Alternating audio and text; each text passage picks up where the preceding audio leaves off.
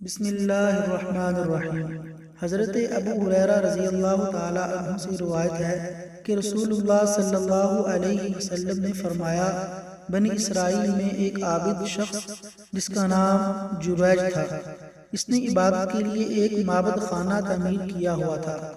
ایک دن وہ نماز پڑھ رہا تھا کہ اس کی والدہ نے آ کر اس کو آواز دی کہ اے جرائج میری بات سنو، مگر جرائج رحمہ اللہ نماز پڑھتے رہے اور دل ہی دل میں سوچا کہ اے اللہ، ایک طرف میری نماز اور دوسری طرف والدہ ہے، اب کیا کروں؟ نماز پڑھتا رہوں یا والدہ کی بات سنوں؟ لیکن وہ نماز میں مشغول رہے۔ والدہ نے جب دیکھا کہ جرائج نماز میں ہے، میری طرف متوجہ نہیں ہو رہے، تو وہ چلی گئی۔ جب دوسرا دن ہوا پھر آئیں، اتفاق سے آپ اب بھی نماز پڑھ رہے تھے تو وہ لوٹ گئی۔ تیسرے دن پھر آئی تو اب بھی جرائج رحمہ اللہ کو نماز پڑھتے ہوئے پایا۔ اس نے آواز دے کر بلایا مگر جرائج متوجہ نہ ہوئے۔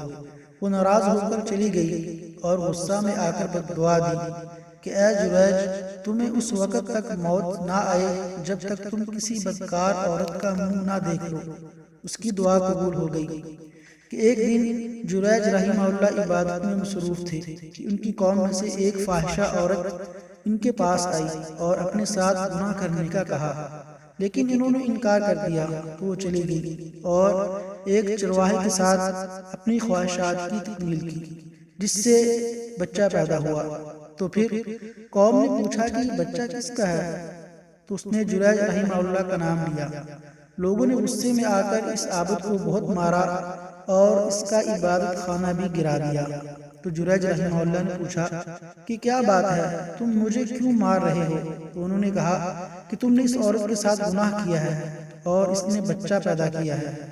جرائج رحمہ اللہ نے کہا اس بچے کو میرے پاس لاؤ۔